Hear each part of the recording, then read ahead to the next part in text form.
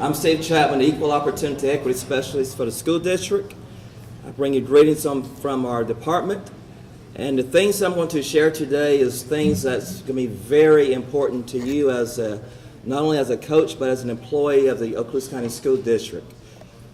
I'd like to say first and foremost that I understand the dilemmas and so forth that you all face as educators. And as I was preparing this today, I began to think is the same professional conduct of code of ethics and so forth that applies to coaches, the same that applies to all of our teachers and so forth. So it's the same presentation I would give to our teachers and other educators.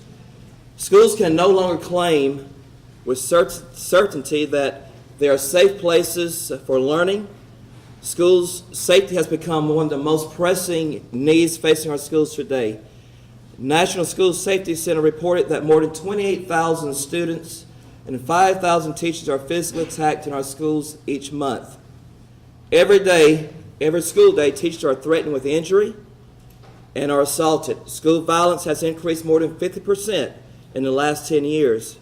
School employees have to deal with antisocial behavior on a daily basis, and that include our coaches on outside programs as far as after-school programs and so forth. And so, with that being said, is begin to think about what are some things that we can do to counteract those things, how to avoid legal complications with students. One of the things that was brought, that I ran across that was very vital, I believe, to all of us is that we can maintain a professional barrier between ourselves and our students. You're the adult, the teacher, the professional, and we should act as the expert. It's so easy to get hooked on other kids' behaviors and respond. But here's the thing I want to caution all of us on is that when we respond, that is forever going to be the response that occurred in that event. I like an equation, E plus O equals R. And that is, E plus R equals O. The event, your response, is going to equal the outcome. Trust me, I deal with a lot of antisocial behavior. It seems to find my office. But the event I look at, and then I look at what was our response. Anybody can make an allegation. If you've been around education long enough, more than likely somebody will make an allegation. But when I look at something, I am the unbiased party. There's 30-some schools. I don't have a clue what happened. That's when I start gathering information. It's not questioning, do I believe you, do I not believe you, if I'm asking for witnesses and so forth. That's the nature of the investigation. So I am neutral, but I have to gather the facts. And wherever the facts lead is where we go. So I look at the event.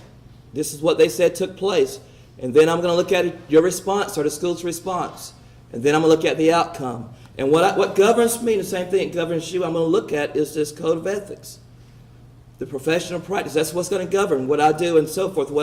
And that's what I base it on. I don't take things personal.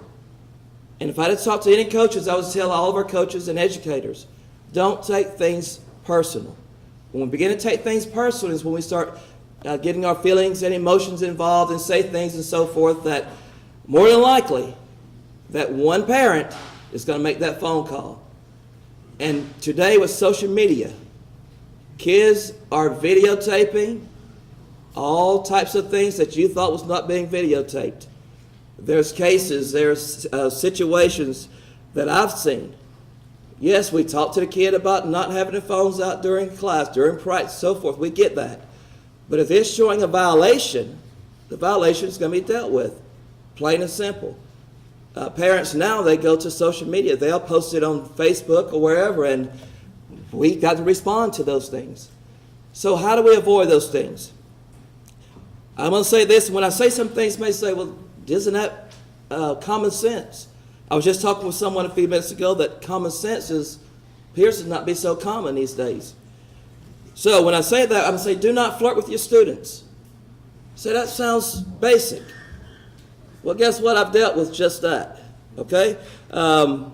What you may take as just joking or just playing around, it can be interpreted negatively. Do not discuss your personal life with your students, about your family, about your wife, your date, whatever it may be. Keep your hands and body parts to yourself. Okay? This is not like an AT&T. Reach out and touch somebody. We're not doing that. That'll get us in trouble. The only time we put our hands on our students is if we are protecting the student from hurting themselves or hurting others. If I'm ever in an investigation, that's the question I'm going to ask. Your hands on, was the kid hurting themselves or hurting others? The reason I'm stressing that, guys, is simply this. I remember back in the day when I played basketball a few years back. One of my coaches is sitting here, not calling Mr. Buckaloo out, but a few years ago. I remember those times when Mr. Buckaloo, and even when I was a coach under Coach Hester and different ones, things have changed.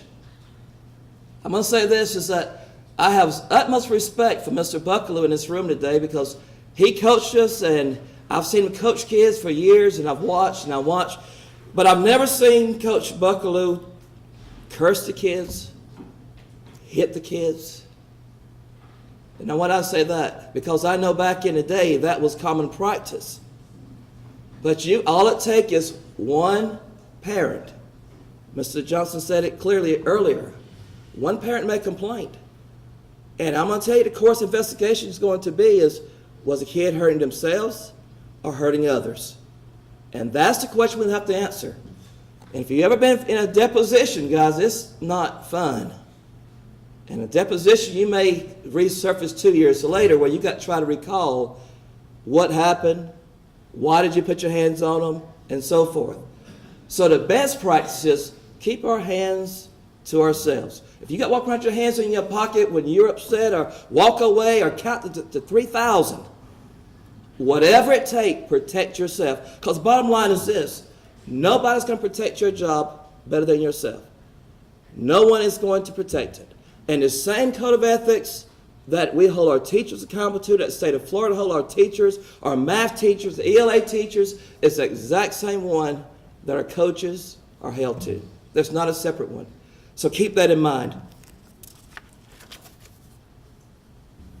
So when you are dealing with this antisocial behavior, it's not just with the kids, because you probably learn quickly that once you meet the parents, you understand the kids a little bit better. I do. I get it.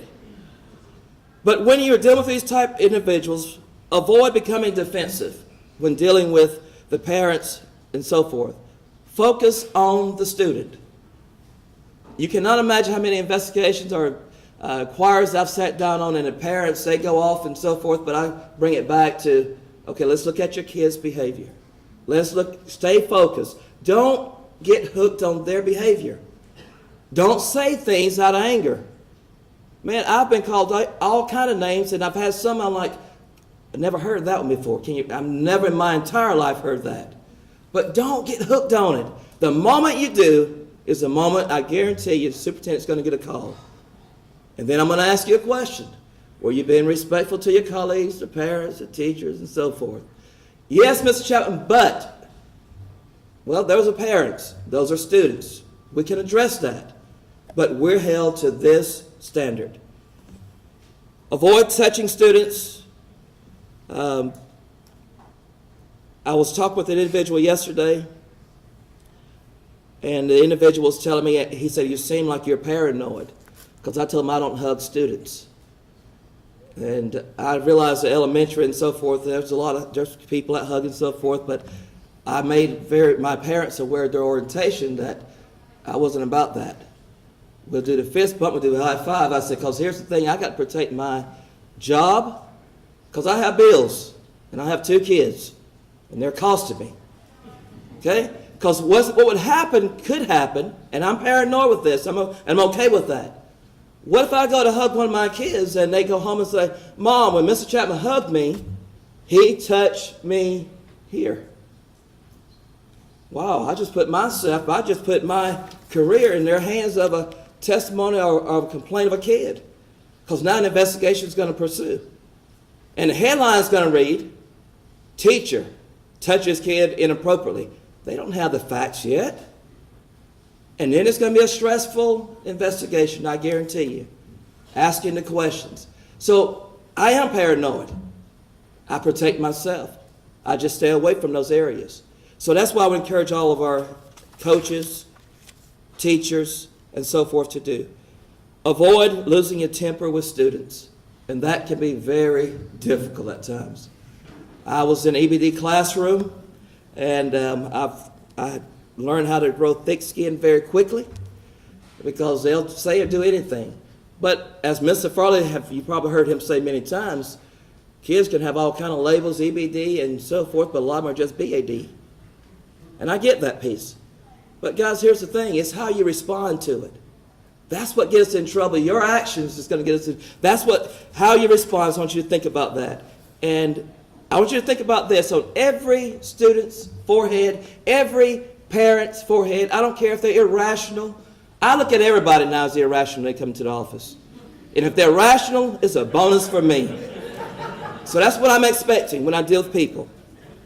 But on everyone's forehead is the initials MMFI. Make me feel important. Every student you deal with, every parent. And so when they come in, and it may be that one that was in my classroom that got under my skin, the one that knew how to push every button they could push, but that was still mama's little angel, mama's baby. And so when I began to interact, I had to make sure I stay focused on behavior and not on my opinion or not on my way I felt about this particular individual. You got to stay professional.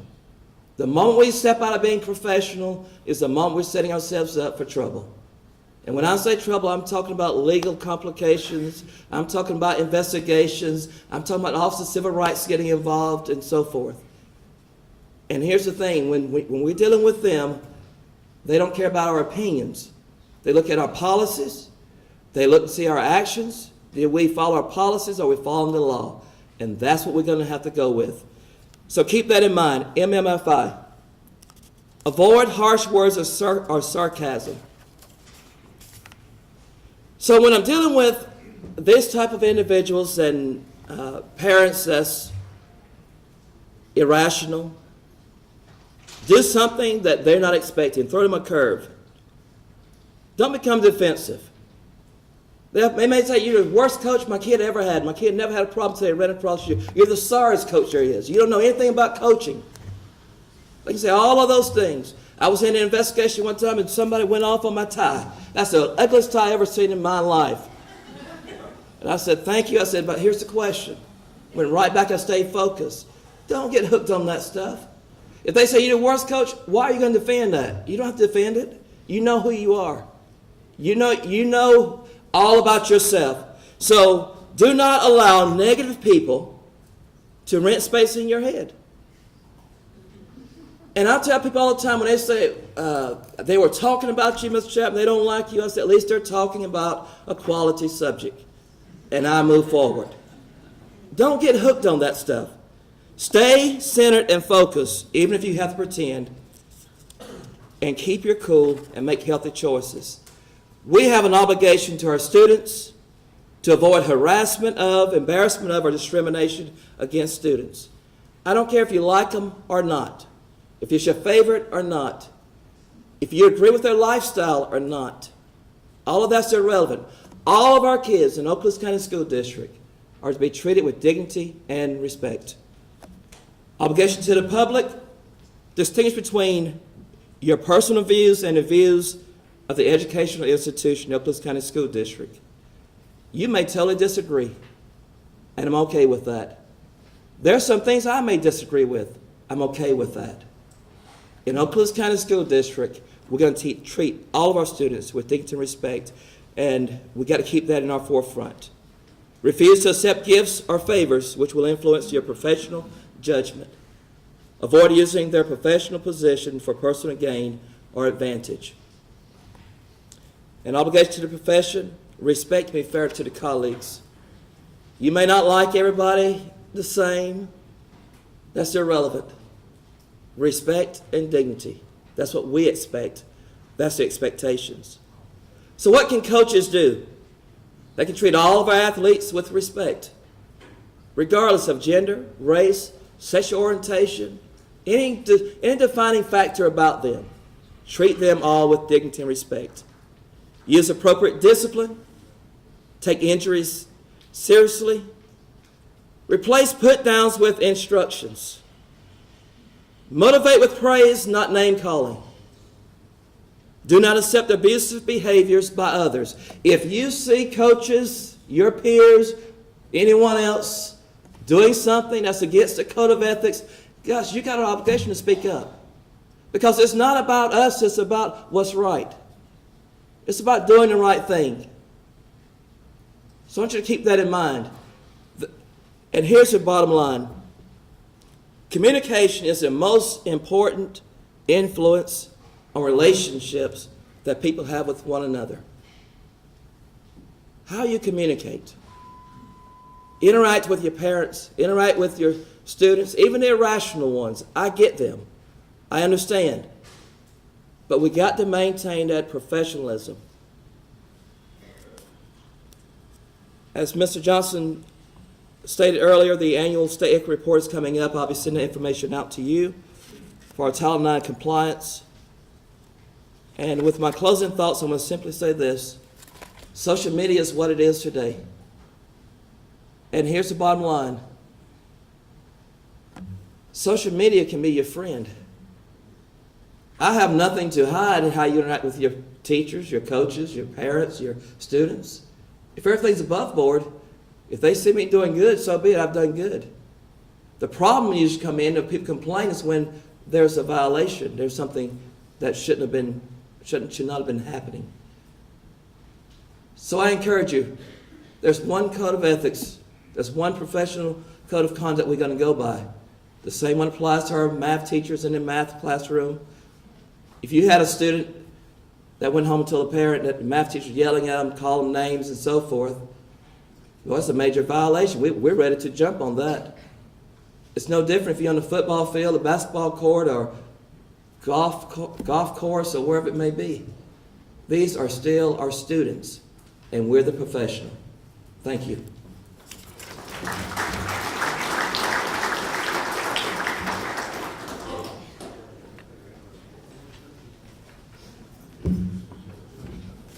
Okay, so what I've got to talk about next here is this is the stuff that one principal told me, oh, these are minor details. These are not minor details. Spiraling a question is a minor detail, all right? This can cost you your house, your car. We're talking about negligence and liability, and this is important. This can hurt you personally if you don't do it right. So please pay attention. I won't be up here long, but what I do have to say is quite important. So I'm going to go backwards here on the agenda. The AEDs. Are you familiar with the AEDs in your schools? Raise your hand if you know where the two locations are at your school. Okay. So according to, you have two AEDs that are provided by the district, and we keep them up. We make sure that if they're used, we replace the pads, and they have a lifespan of 10 years, and after 10 years, we replace them to make sure they're in good working condition. You have about 4 minutes from the time someone collapses to get that AED on them. And so if the AED is in the field house and we're on a baseball diamond and it's halfway across campus, that it's not going to be 4 minutes. So we can work with Andrews Institute, and they're going to be here later. Andrews is willing to work with us, and if we have, if they are working our game, that we just have a plan at every school to make sure that AED is accessible. So what's the plan? If somebody goes down, what's my plan? Do I have the AED? Do I take it and put it on the sidelines during my practices or during my games? And then who's responsible for plugging it back in? Because you can't just stay there, and it can't stay unplugged or it won't work. So that's extremely important, and so we should know that is something that we need to know where it is and what the plan is to get help to someone who collapses. Okay, weather bug. We'll move on to the next thing here. The weather bug stations are all working except one. We have to repair the one at Davidson Crestview, and so it's not working currently, but it will be. And so this is another thing we got to make sure that, hey, if that's not working, let us know so that we can get it fixed, because that's an important safety feature. Okay, now moving on to the transportation and TDE. So the transportation, and you are all familiar, and Jay McGinnis is going to go over specifics on the options of student transportation, but I need 2 forms in my office, and I need to sign them. And the thing here is, as a coach, if I, as a coach, arrange for my students to get to, my players to get to a game, if I say, hey, we're just going to, let's say I'm coaching at Davidson, and I say, hey, we're going to meet at Shoal River Middle School because we've got a game, on Saturday. Just show up there. Well, if you show up in your Davidson shirts and you're playing for Davidson Middle School or any other middle school, this is a school function. Doesn't matter that it's on a Saturday. So if someone gets injured, maybe a student riding with a parent they're not approved to ride with, and there's an accident, that's coming back on you, the coach, unless you have the proper form filled out, which is the student trip request form. So every student trip request form, there's a part in there where it asks and you check, how am I getting these kids to this event?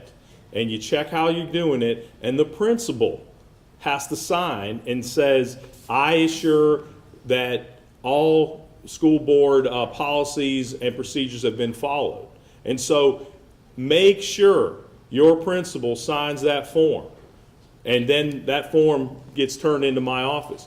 Because, and I've seen forms come without the principal's signature, and I have to send them back. Because if the principal does not sign off on your form, the liability rests on you, the coach. The principal's going to sign off on it, but you've got to be communicating with the principal. This is how I'm going to get the students to the game, and it's one of the 4 approved ways to get them there. And so once that form's signed, turned into me, I send it back to the principal or the secretary, and then you're covered. And that's the important thing. We want you to be covered. We don't want to expose you to additional liability if you don't need to be. The other piece of it is the TDE form. And so you need to get that TDE form if you're going to be leaving for a match. And everyone knows, except maybe some brand new coaches, you can turn in the schedule, 1 TDE form per coach, per employee, and the schedule, and you don't have to do a TDE form for every game. That's not necessary. So all you need is 1 transportation form, student trip request form, and 1 TDE form per employee per season. Now, when we get to the playoffs, if your sport has playoffs, then we need additional forms for that, for the playoffs. So does anyone have any questions? Go ahead. Well, you don't have to bus them. Mr. McGinnis is going to talk about there's 4 different ways you can get your kids there. Okay, and so one of the ways is if you, the coach, say to the parents, hey, get your kids there. The parent cannot take another parent's child. So they have to make sure. So if you're saying that it's that way, and the principal signs off on it, then you're fine. But Mr. McGinnis is going to go into detail here. Any other questions? All right, Mr. McGinnis, you're up.